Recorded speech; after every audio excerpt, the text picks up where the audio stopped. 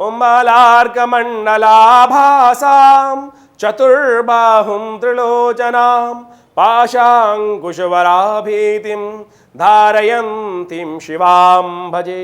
शिवाय नमः। नमस्कार, स्वागत है आपका। मैं आचार्य विक्रमादित्य आपके साथ हूँ और आज का विषय है मेष राशि वालों के लिए कैसा रहेगा अक्टूबर का मध्यकाल। देखिए मेष राशि वालों, आपकी राशि के स्वामी हैं सूर्य और इस अक्टूबर के मध्यकाल में सूर्य आपकी राशि के सम्मुख आने वाले हैं।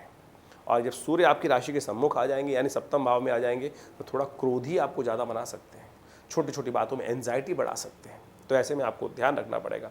कई ग्रहों का परिवर्तन का योग बन रहा है और साथ साथ ऐसे में बड़ा सही विशेष तौर पर समय भी परिवर्तन की तरफ जा रहा है।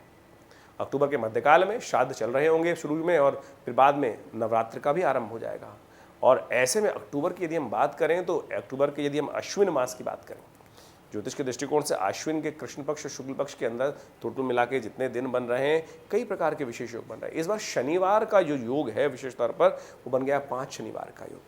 और ज्योतिष के दृष्टिकोण से कहा जाता है कि जिस पक्ष में जिस मास में 5 शनिवार पड़ते हैं तो उसमें विश्व में आतंकी योग बनता है, भयावह योग बनता है, युद्ध का योग बनता है, अशांति का योग बनता है, भू में विशेष तौर पर भूमि पर कई प्रकार के कष्ट के योग बनते हैं, भूकंपों का योग बनता है। और ये आप सब देख भी रहे होंगे इस प्रकार से जैसे हो रहा है। लेकिन साथ साथ अच्छी बात भी है, उसमें 5 सोमवार का योग भी बन रहा है जो खासतौर पर बड़ा कल्याणकारी योग बन रहा है और वो आपके जीवन में कई प्रकार के सुख समृद्धि के उदय करने का योग बनाता है। और एक योग और बना इस विशेष तौर पर अश्विन की बात करें तो उसमें एक पक्ष में तिथि बढ़ी और फिर उस पक्ष में तिथि घट भी गई। तो शेयर इत्यादि के जो काम कर रहे हैं उनको विशेष तौर पर सावधानी के साथ काम करना चाहिए, क्योंकि पक्ष में यदि कोई तिथि बढ़ती है और फिर घट जाती है तो कहा जाता है कि भाव अस्थिर होने के योग बनते हैं, भाव में अस्थिरता आ सकती है। तो ऐसे में जो भी आप सौदे इत्यादि कर रहे हैं उसमें बड़ी सावधानी के साथ कार्य करने का आपको प्रयास करना चाहिए। बुध भी परिवर्तन की तरफ जा रहे हैं और ये ग्रहों का परिवर्तन जो है वो संसार में वृष्टि बढ़ाने के योग देता है। कई बार वर्षा ऋतु के कारण से भी, वर्षा के कारण से भी कुछ परेशानी उत्पन्न करने के योग बन सकते हैं, लेकिन उतनी भयावह स्थिति नहीं दिखाई देती जितनी पहले हो चुकी है। ये वृष्टि कल्याणकारी रहती दिखाई दे रही है। अब ग्रह को सिलसिलेवार तरीके से हम बात कर लेते हैं कि कैसा रहेगा इस अक्टूबर के महीने में ग्रहों का योगायोग। सबसे पहले बात कर लेते हैं 11 अक्टूबर की। 11 अक्टूबर की विशेष तौर पर 10 अक्टूबर तक तो आप पहले सुन चुके हैं। 11 अक्टूबर को हम बात कर लेते हैं। 11 अक्टूबर को बुधवार का अवसर, आश्विन मास के कृष्ण पक्ष की द्वादशी तिथि है और द्वादशी का श्राद्ध इस दिन किया जाएगा।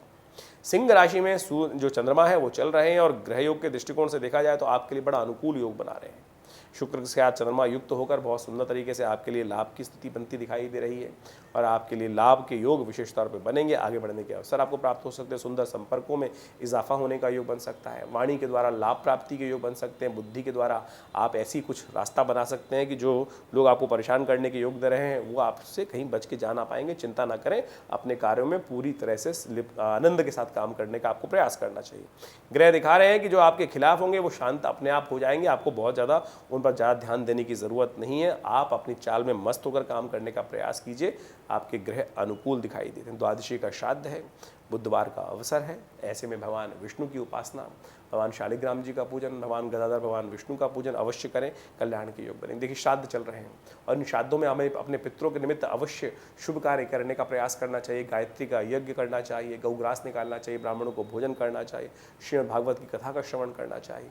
और हमने विवेकानंद योगाश्रम में विशेष तौर पर ये सब सुंदर व्यवस्था कर रखी है। पूरे श्राद्ध काल में सुंदर तर्पण की व्यवस्था है, यज्ञ चल रहा है, गायत्री का यज्ञ। आप सब भी अपने पितरों के निमित्त इस शुभ कार्य का लाभ ले सकते हैं जो करना चाहते हैं, जिनकी समस्याएं। वैसे तो घर में ही करना चाहिए श्राद्ध, लेकिन यदि नहीं कर पा रहे हैं तो तीर्थ में या यज्ञशाला में आप किसी अशुभ स्थान में जाके कर सकते हैं। और आपके आज बहुत सारी व्यवस्थाएं होती हैं, नहीं कर पाते हैं तो उसके लिए जो नहीं कर पा रहे हैं वो आश्रम से संपर्क साध सकते हैं। 12 सितंबर की यदि हम बात करें तो उस दिन विशेष तौर पर ग्रहों का गणना भी समझ लीजिए और उस दिन 12 अक्टूबर को गुरुवार का अवसर है और साथ साथ त्रयोदशी तिथि है। त्रयोदशी तिथि और ग्रहों का परिवर्तन का योग भी बनेगा और ये परिवर्तन आपके लिए कैसा है समझ लीजिए। सुबह का समय तो आपके लिए अच्छा दिखाई देता है, लेकिन शाम के समय आपको ध्यान रखना पड़ेगा, थोड़ा सा कहीं सेहत में डाउनफॉल होने के योग बनते दिखाई दे रहे हैं। आजकल इन्फेक्शन बहुत चल रहे हैं, ध्यान रखते हुए कार्य करें। सर्दी जुकाम मौसम परिवर्तन की तरफ जा रहे हैं, सर्द गर्म ना होने दें, अन्यथा स्वास्थ्य पर उसका प्रभाव थोड़ा कष्टमय हो सकता है। ध्यान रखते हुए आपको कार्य करने की ज़रूरत है। तो हमेशा विशेष तौर पर ध्यान रखें, सुबह अच्छा, शाम के लिए थोड़ा भारी दिखाई देता है। आने वाले 2-3 दिन विशेष तौर पर स्वास्थ्य का ध्यान रखते हुए कार्य करने की ज़रूरत है। त्रयोदशी का श्राद्ध इस दिन किया जाएगा। प्रदोष इस दिन बहुत सुंदर रूप से विद्यमान है और प्रदोष भी बहुत खास है। गुरु प्रदोष का योग बन रहा है, बृहस्पतिवार का अवसर, प्रदोष की तिथि और साथ साथ उस दिन शिवरात्रि का अवसर भी है, क्योंकि चतुर्दशी शाम के समय आ जाएगी। तो ऐसे में आप सुंदर तरीके से शाम के समय प्रदोष काल में सूर्यास्त के बाद भगवान शंकर का रुद्राभिषेक विशेष तौर पर करने का प्रयास कीजिए मीठे जल से, तो आपके लिए बहुत सुंदर रहेगा, तो आपके लिए कल्याणकारी योग बनेंगे। 13 तारीख की हम बात करें तो उस दिन शुक्रवार का अवसर, चतुर्दशी तिथि है और साथ साथ चतुर्दशी का श्राद्ध भी उस दिन किया जाएगा। ग्रह थोड़े ढीले चल रहे हैं, एक तो स्वास्थ्य का ध्यान रखें और बेकार के पंगों में बिल्कुल ना फंसें। थोड़ा सा रिजर्व होकर काम करना आपके लिए बहुत ज़रूरी रहेगा। चावल का दान आपके लिए श्रेष्ठ है, तो अवश्य चावल का दान करें, महामृत्युंजय मंत्र का जप करें, यह आपके लिए शुभ रहेगा।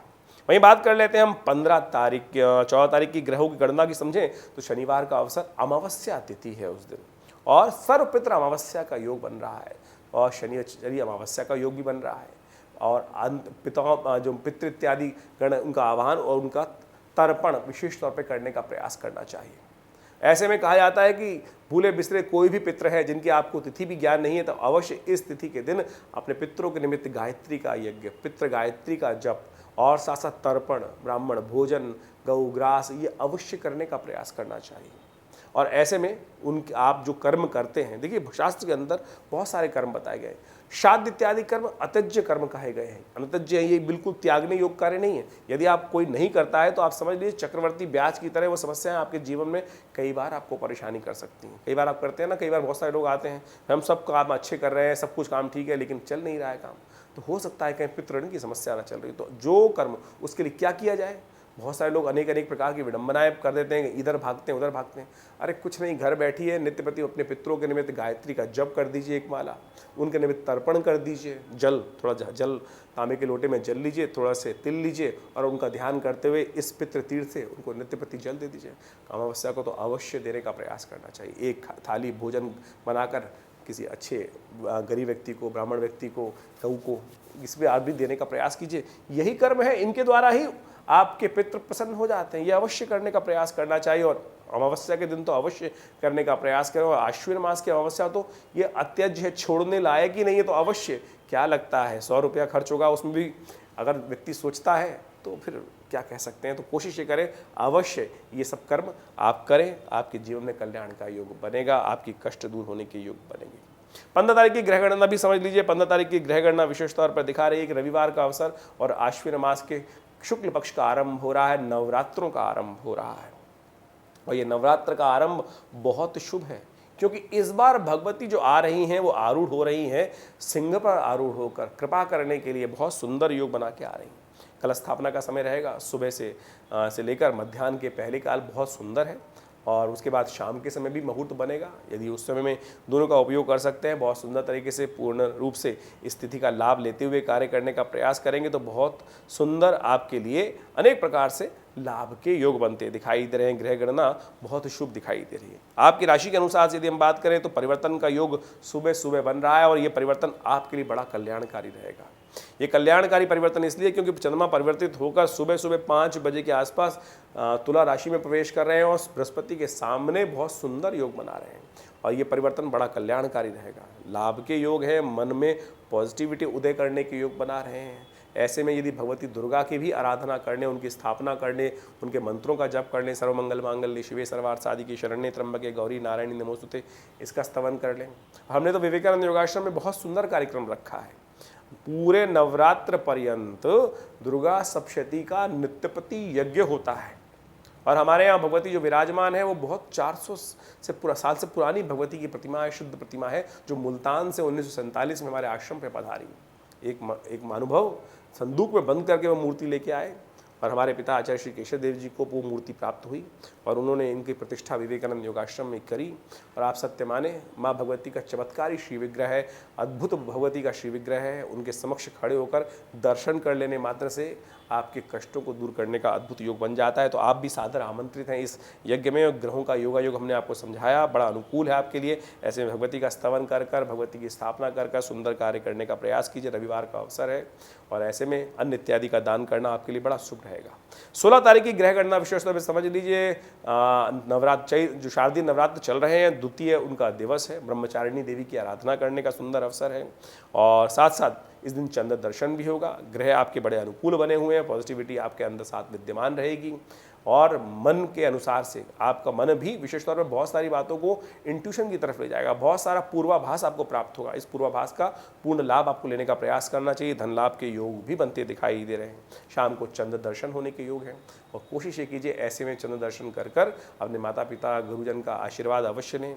गौ पूजन करें, बड़े कल्याणकारी योग बन सकते हैं। और ऐसे में शाम को माँ भगवती पार्वती का पूजन, ब्रह्मचारिणी रूप में भगवती जो विराजती हैं, श्वेत वस्त्र धारण करती हैं, हाथ में कमंडल लेती हैं, तो ऐसे में उनका पूजन करें। उनको विशेष तौर पर खीर इत्यादि का भोग लगाएं, कल्याणकारी योग बनेंगे। बिल्व पत्र उनको अर्पित करना आज की तिथि में आपकी राशि के अनुसार से बहुत शुभ रहेगा। शाम के समय ये पूजन करें, कल्याणकारी योग बनेंगे।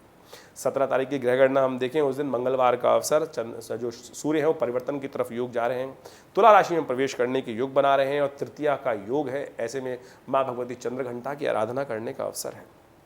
ग्रह योग आपके लिए सुबह का समय तो बड़ा अनुकूल दिखाई देता है, लेकिन जैसे जैसे सूर्य मध्याह्न की तरफ जाएंगे उसके बाद थोड़ा इमोशंस में कंट्रोल करने का आपको प्रयास करना चाहिए। थोड़ा सा मन भारी रह सकता है। ऐसे में मन को प्रशस्त करने के लिए क्या किया जाए? या देवी सर्वभूतेषु बुद्धि रूपेण संस्थिता नमस्तस्यै नमस्तस्यै नमस्तस्यै नमो नमः। सूर्य भी परिवर्तन की तरफ जा रहे हैं, सिंह राशि में आ रहे हैं, आपके विशेष तौर पर तुला राशि में प्रवेश कर रहे हैं, सप्तम भाव में आ जाएंगे। लेकिन वो परिवर्तन का योग बन रहा है रात्रि में 1 बज के करीब 30 मिनट पर। ऐसे में एक विशेष तौर पर और पर्व बन रहा है, सिंदूर तृतीया।